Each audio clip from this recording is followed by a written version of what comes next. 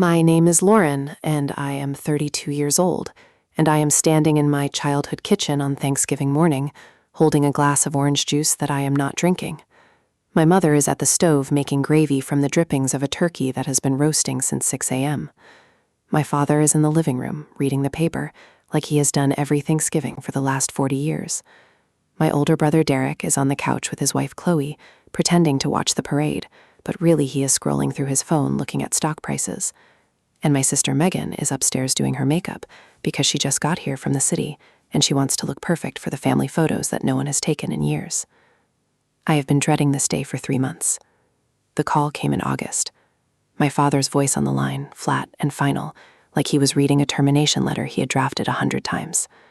Lauren, we have decided to restructure the business. Your position has been eliminated. We will issue you a severance package, and you have until October 1st to clear out your office. Restructure. That was his word for we are cutting you out because you are not good enough, and Derek is better and Megan is smarter, and you, Lauren, have always been the one we could afford to lose. I did not cry on that call. I waited until he hung up, and then I sat on the floor of my one-bedroom apartment in Portland, and I stared at the wall for what felt like an hour. The business was my grandfather's name, Harrison and Sons Flooring. A joke name, really, because there were no sons, just me, and then Derek, and then Megan. My grandfather had 3 granddaughters, and he used to laugh about it at dinner parties. The sons are all girls, he would say, and everyone would chuckle, because that was the kind of man he was, charming and impossible, and so deeply sure of himself that you could not help but love him.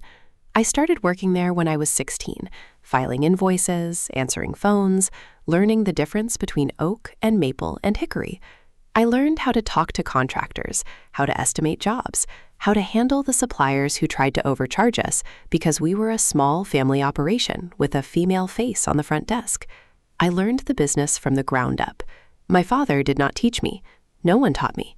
I watched and I listened and I made mistakes and I fixed them.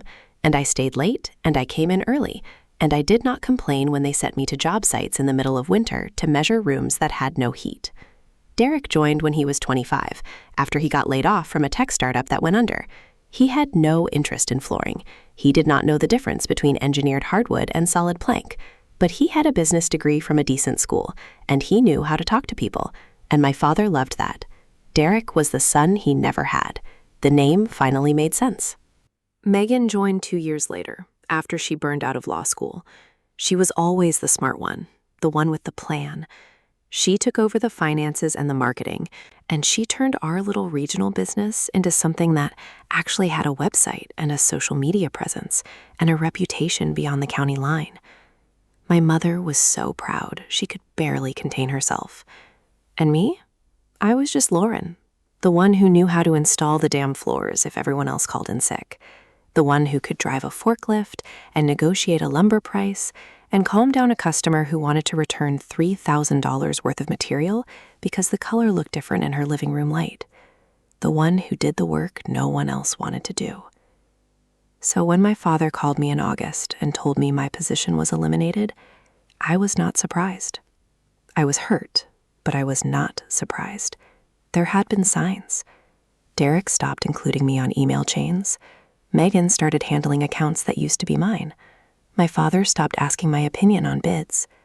They were phasing me out, slowly, like a bad habit. And then one day, they just pulled the plug. The severance was generous, $60,000 and a promise of a positive reference. My mother called me after my father hung up, and she said, "Honey, I am so sorry, but you know how your father is." And I said, "I know." And she said, "Maybe this is a blessing in disguise. You can finally do something for yourself." And I said, "Maybe." And she said, "We will see you at Thanksgiving."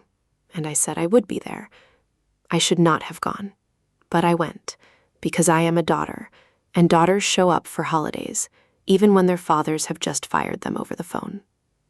Daughters bring green bean casserole and a bottle of wine, and they smile at the dinner table, while their brothers talk about revenue projections, and their sisters talk about Q4 marketing strategies, and no one looks at them because they are already gone.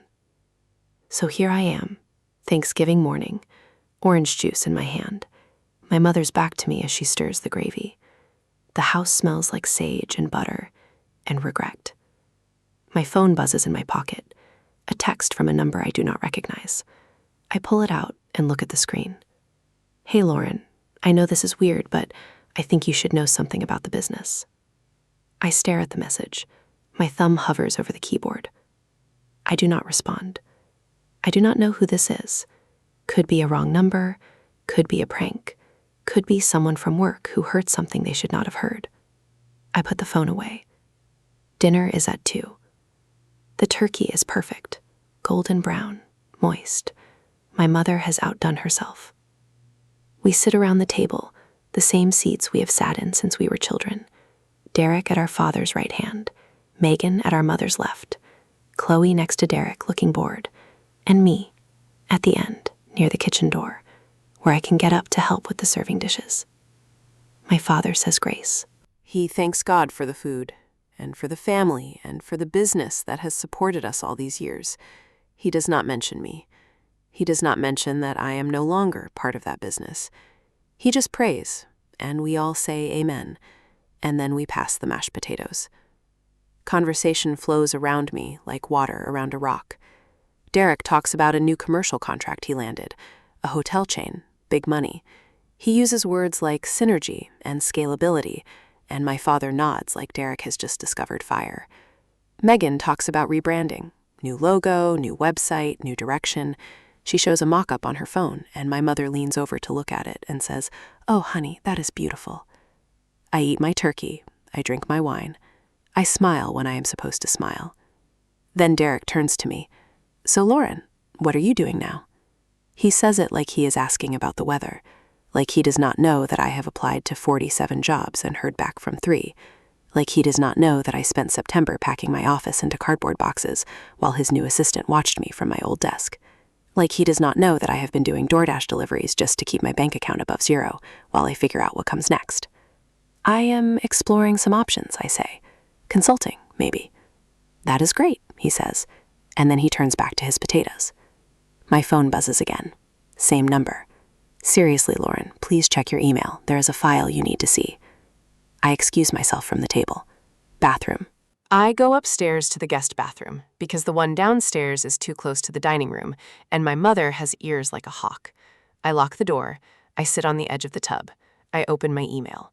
There is a message from an account I do not recognize.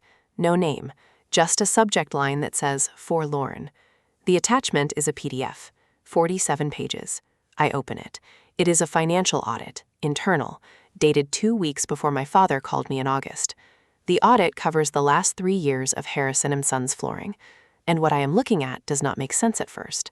Numbers swimming, columns of expenses and revenues, and something called adjusted net income. But then I see it. Page 12, a list of payroll disbursements. My name is there, my salary, my benefits, and then a second entry for the same months, another payroll disbursement, to a vendor called H&S Logistics. I do not recognize the name. H&S Logistics. I scroll down. Page 13, 14, 15. Every month for 2 years, there is a payment to H&S Logistics, ranging from $8,000 to $12,000. The payments stop 3 months before the audit date. I scroll further. Page 22. A note in the margin, handwritten, scanned into the PDF. It says, "Redirect to personal account per owner instruction." Per owner instruction. My father is the owner. My heart is doing something strange in my chest. A fluttering, a skipping. I read the note again.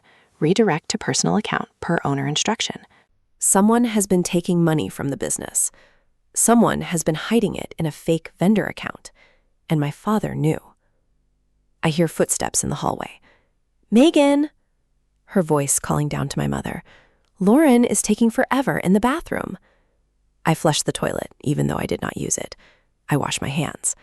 I look at myself in the mirror, and I do not recognize the woman staring back at me. I go back downstairs. Dinner is almost over. Dessert is coming. Pumpkin pie. Whipped cream. My mother asks if I want coffee, and I say yes, because I need something to do with my hands. My phone buzzes again. "Now you know why they cut you out. You were asking too many questions about the books." I did not ask any questions about the books. I never looked at the books. That was Megan's job. But the text says I was asking questions, which means someone thinks I noticed something.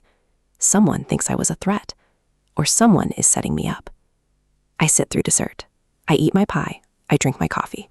I listen to my family laugh about old stories. The time Derek fell off his bike. The time Megan dyed her hair purple. The time I got stuck in the chimney trying to hide from my father because I broke his favorite lamp. Everyone laughs at that one. My father laughs the hardest. He looks at me, and for a second there is warmth in his eyes. Real warmth, the kind I have not seen in years. And then it is gone. After dinner, the women clear the table. That is how it works in my family. Men sit, women work. I have always hated it, but tonight I do it because I need to be close to my mother. I need to see if she knows. Mom, I say as I scrape plates into the trash, did you know about the audit? She stops scraping. Her hand pauses over a plate half covered in gravy. What audit? She says. Oh, your father handles that side of things. But you are on the board, I say. The board of directors. You have to sign off on financials. She sets the plate down, turns to face me. Her eyes are tired. Her hands are wet from the sink. Lauren, she says, your father makes the decisions. I sign what he puts in front of me. That is how it has always been. I want to tell her. I want to show her the PDF. I want to say, Mom, there is money missing. $200,000, maybe more. And Dad knew. And someone thinks I found out. And that is why they fired me. But I do not say any of that, because my mother is 62 years old, and she has spent her entire life not knowing things on purpose. She has built a whole marriage out of not knowing, and I am not going to be the one to tear it down on Thanksgiving. So I smile. I say, okay, Mom, and I go back to scraping plates. The night ends like it always ends. Leftovers wrapped in foil. Tupperware containers of mashed potatoes pressed into my hands, even though I say, no thank you, I have plenty. Hugs in the doorway. My father pats my shoulder like he is patting a dog. Derek says we should do this more often. Chloe yawns. Megan kisses my cheek and whispers, text me when you get home. I drive back to Portland in the dark. 3 hours. I-5 south. The highway is empty. Thanksgiving night. Everyone is home with their families. Everyone is full and happy and asleep on couches. I stop at a rest area around Salem. I sit in my car in the parking lot. I open the PDF again.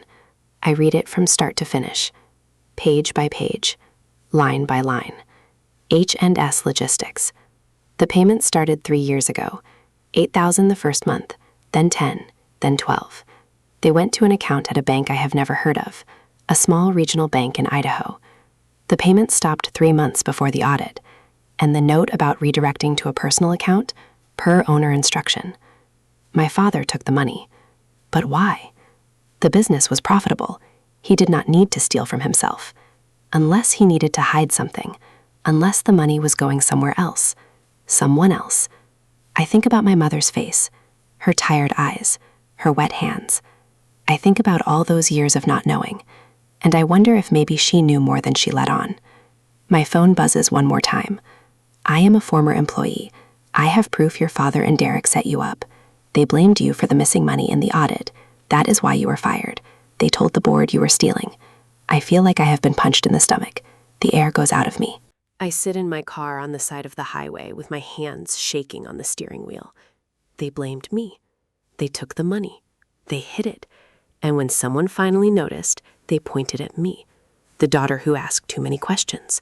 The daughter who worked too hard. The daughter who was too easy to cut out. I call the number. It rings 4 times.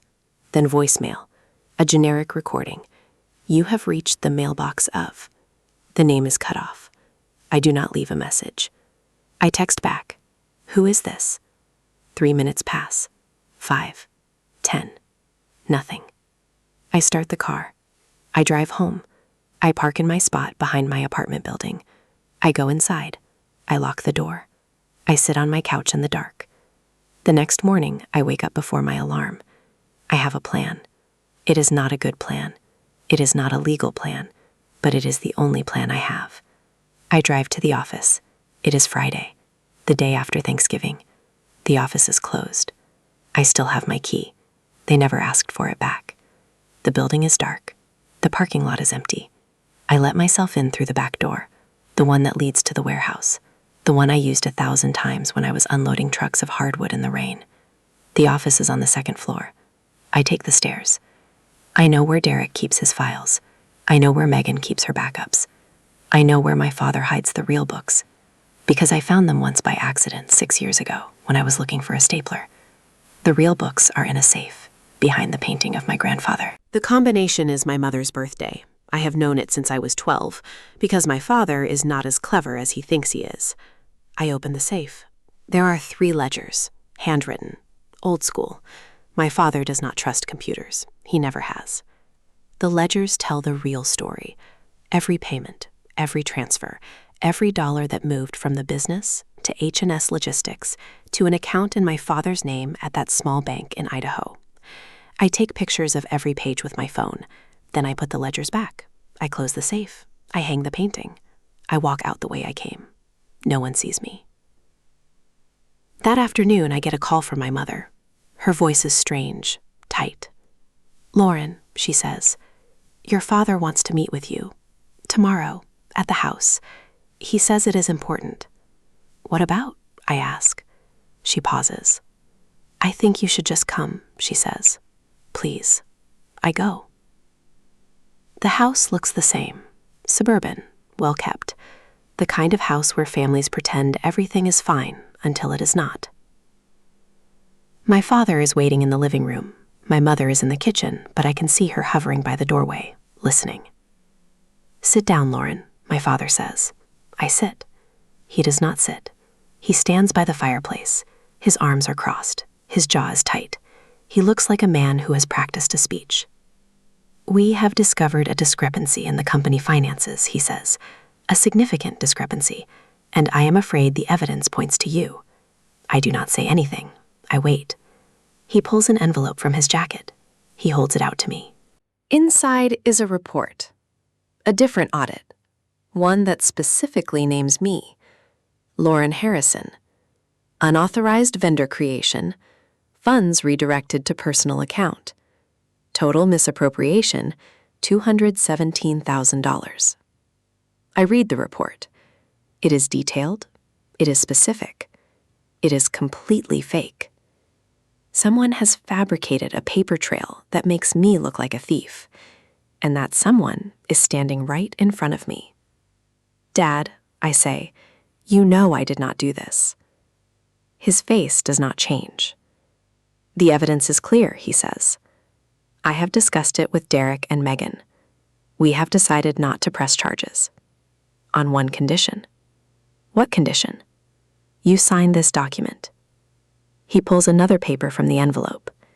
It is a letter of confession, a typed statement admitting that I stole the money and agreeing to repay it over time. If I sign it, they will not go to the police. If I do not sign it, they will. I look at the paper. I look at my father. I look at the kitchen doorway where my mother is pretending not to watch. "Dad," I say again, "you know." He does not blink. He does not flinch. He just stands there with his arms crossed and his jaw tight and his eyes empty. "Sign the paper, Lauren." I think about the ledgers in the safe, the pictures on my phone, the texts from the anonymous former employee, the $200,000 that disappeared, the way they blamed me to cover themselves. I think about all those years, 16 years old, filing invoices, measuring rooms in winter, driving forklifts, negotiating prices, doing the work no one else wanted to do, and I think about how easy it was for them to throw me away. "No," I say. My father's eyes narrow. "No? No, I will not sign it, because I did not steal that money. You did. You or Derek or both of you, and I have proof." His face goes pale, just for a second. Then he recovers. "You are making a mistake, Lauren." "No, Dad. You made the mistake. You thought I would just disappear. You thought I would take the blame and go away and never ask questions. But I am not that daughter anymore." I stand up. I walk to the kitchen doorway. My mother is standing there with tears in her eyes. She knows. She has always known. Mom, I say, I am sorry. And then I leave.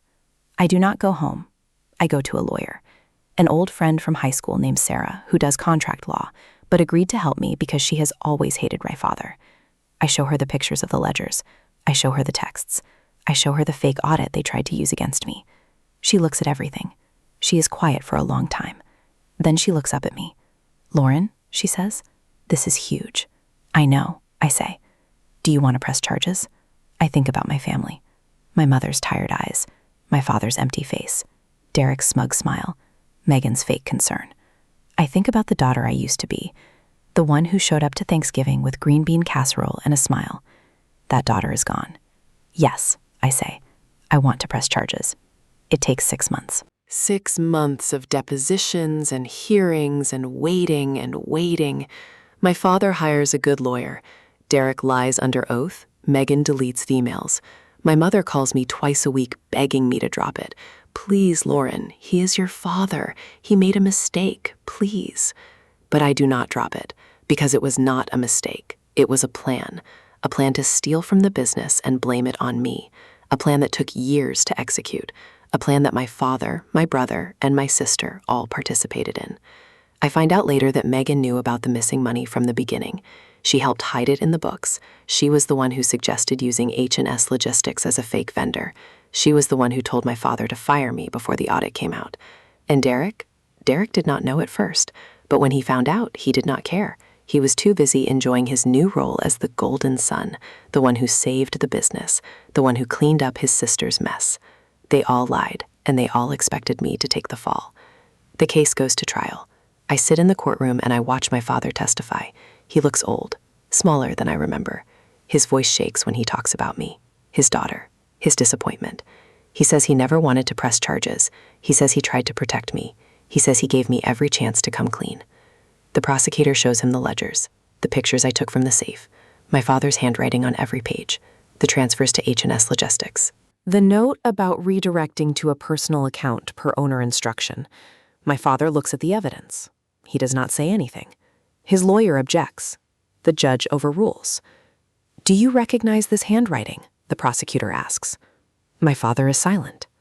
Do you recognize this handwriting, sir? Yes, he says. His voice is barely a whisper. It is mine. And who wrote the note about owner instruction? I did. And who is the owner? I am. And did you authorize the transfer of $217,000 from Harrison and Sons Flooring to a personal account in Idaho? Yes. And did you then instruct your daughter Megan to create a false audit implicating your daughter Lauren? Objection, his lawyer says. Hearsay. Sustained, the judge says. But it does not matter. The damage is done. The jury sees my father's face. They see the ledgers. They see the pattern of lies. And they see me, sitting in the front row, alone. My mother does not come to the trial. Derek does not come. Megan does not come. I sit by myself every day. Sarah sits with me when she can, but she has other clients, other cases, other lives to save. The jury deliberates for 4 hours. Guilty. On all counts. Fraud, embezzlement, conspiracy to commit fraud, false statement to law enforcement. My father is sentenced to 3 years in federal prison. Derek is charged as an accessory. He takes a plea deal, 2 years probation, a fine. He loses his position in the company. Megan is charged with conspiracy. She also takes a deal. 1 year probation, community service. She is barred from practicing accounting for 5 years. The business does not survive. Without my father, without Derek, without Megan, and without me, there is no one left to run it. Harrison and Sons Flooring closes its doors 6 months after the trial. My grandfather's name, gone. My mother calls me one last time. She does not beg. She does not cry. She just says, "You destroyed this family." And then she hangs up. I do not call her back. It has been a year now. I live in a small apartment in a different city, Seattle. I work at a hardware store, not managing, not owning, just selling paint and lumber and tools to people who are building things on their own. It is not glamorous, it does not pay much, but it is honest. Sometimes I think about that Thanksgiving. The turkey, the gravy, the orange juice I was not drinking, the text that changed everything. I never found out who sent it. The number was a burner, disconnected by the time the trial started. Maybe it was someone who felt bad for me. Maybe it was someone who wanted to hurt my father. Maybe it was just a person who could not sleep one night and decided to do the right thing. Whoever they are, I owe them everything. My family is gone now, but I am still here, and that is enough. The hardware store closes at 6. I lock up. I walk to my car. It is cold. November again. Almost Thanksgiving. I am not going home this year. I am not going anywhere. I will make myself a small dinner. A chicken, maybe. Some potatoes. I will eat alone. And I will not be sad, because I finally understand something. Something I should have understood a long time ago. Family is not the people who share your blood. Family is the people who do not steal from you and blame you for it. Family is the people who show up. Family is the people who tell the truth, even when it is hard. My family was never my family. They were just people I happened to be related to. And now they are not even that. I get in my car, I drive home, I make my dinner, I eat it on the couch, and I do not think about the past.